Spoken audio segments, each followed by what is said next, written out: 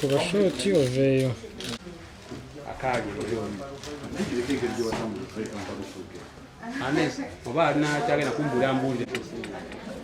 Major Dr. Daniel Okello, the Divisional Medical Officer, in charge Medical Services Operation Shujaa. Right now where we are, this is our field hospital of Operation Shujaa. The current situation, we have got 20 abductees who were rescued 2 months back from Biakato. They were in bad state by then, but currently they are very stable, walking, and really generally in good health right now. So we don't have anybody now currently who is maybe in bad shape, as you've seen previously. Doctor, what is it that you do in here, especially today? Our main objectives here, number one, is to save life.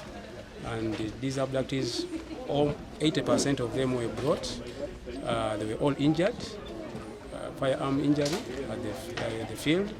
And basically, we stabilize them by doing operations. Minor, major, we do them right from here. Yeah. And also treat the sick as well. So we handle them equally as we are handling our own soldiers, our colleagues. Yeah. The casualties. In the field which the rehabilitation part of it. Yeah. Okay. When the rehabilitation. Yeah. So that one.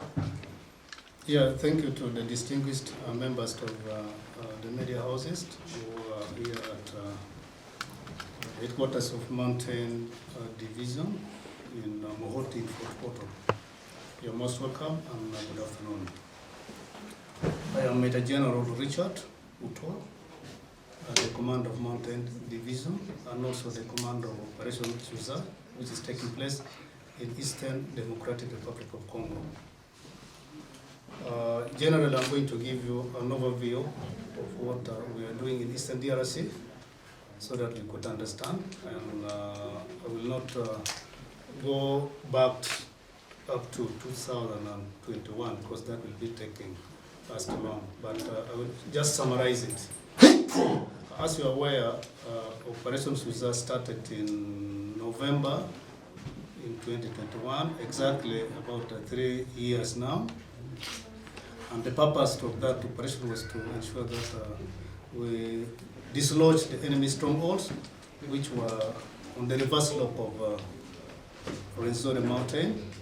And these were areas of Kamyajua and Mwalika, where the ADF had stayed for about 20 years, from which camps they were mainly carrying out atrocities on the population, killing civilians, disrupting businesses, socio-economic activities, and people went to the IDPs, and the two leadership of the DRC and Uganda, His Excellency the President of Uganda and his counterpart, they on bilateral level agreed, and the UPDF and the forces for DRC had to come and militarily start these operations. So the operation started very well, and it was very successful. That was in phase 1. All the enemy camps were destroyed, and the enemy went on the run, taking the direction to the north, going to these areas of Sector 2, and then the other group went to the south in Mwalika Valley.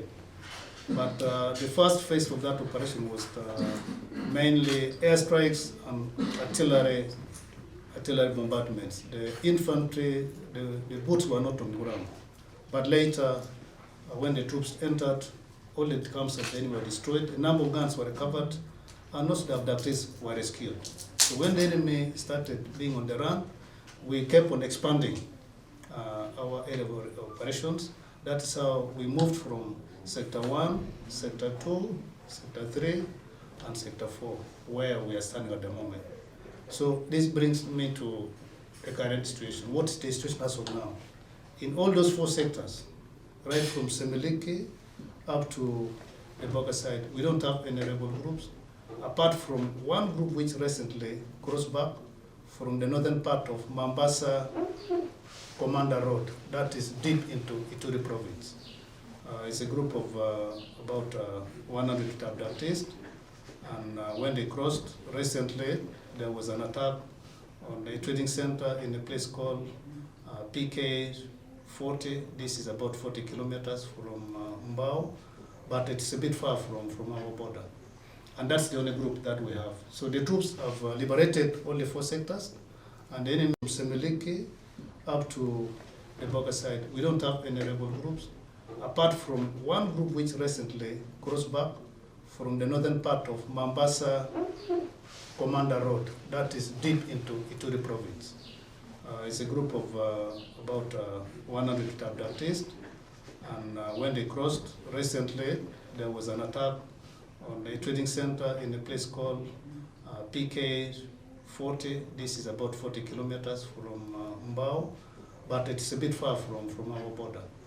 And that's the only group that we have. So the troops have liberated only 4 sectors, and the enemy has run in 2 directions. One group crossed Commando Mombasa Road, and now they are deep into Ituri province. And then the second group moved to Lubero territory. That is the southern part of Beni city. And they are continuing moving further southwest, heading towards maybe Isopo province. So apparently, only 4 sectors are free. This small group which has come back, we are handling them, and it's a question of time. So there is peace now in areas which have been liberated. Schools have resumed.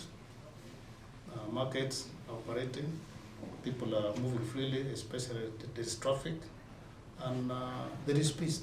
So the enemy has been defeated, and I want to make it very clear that we're in charge of the 4 sectors, and generally that's what I want to tell you about what we are doing in Eastern Congo. However, there could be some few challenges, like one, if the enemy is not in 4 sectors, where are they? They have gone far. That calls for us again to follow them, and as we follow them, we expand the areas. We've been in Congo for about 3 years. If the enemy enters in an area where we don't have the joint forces, sometimes they kill the population, and that's bad. Killing civilians who are innocent indiscriminately. And then the other one is the road conditions. Sometimes we get that difficulty when we are moving on the bad roads. And the terrain generally, Congo is full of forest and swamps and rivers. But for the infantry, it's not a big deal. We move, although sometimes we go a bit slow. And then at the border here, the trade is moving on well. The roads which was under rehabilitation, it's going to resume, but that happens at strategic level, so that we have increased movements of goods from the border, especially from Uganda to the other side.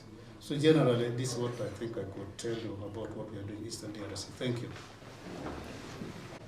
These 2 rivers, they don't have permanent bridges apart from the ones on Bene, Bunia Road, and from Bundibujo to the other side. But the one of Bundibujo has got some probably bridge. So we used ferries to cross those rivers, and the ferries are operating very well. They are helping transport across the water, moving a lot of logistics, and there is no problem with that. On Abuakast has run away from where we operated. And you remember when I was briefing you, there was a young girl carried by one of my soldiers. That's the daughter of Abuakast. So he's still alive, but he's on the run. And he's the one who was gone very far from where we operated. And he was even the first to take off from this Molika Valley when we started the operations. Maybe being a foreign fighter, he wants to always to be in isolation where he can observe how the operation is taking place. I don't see him, being in the front line fighting the UPDF. And also being a foreign fighter, he could be coordinating certain things at certain level. In this operation since its beginning? Just like I told you, I'm about 5 months old in numbers, but for the last 5 months that I have been around, the number is about, even yesterday one was rescued, is a Ugandan, and we're expecting him soon. So we rescue them from time to time, especially when we are engaging the enemy. I find in relation to numbers, if you can also speak to numbers relating to the people that... Some good job by killing the commanders of the ADF. But, it's like a symphony, just keep listening.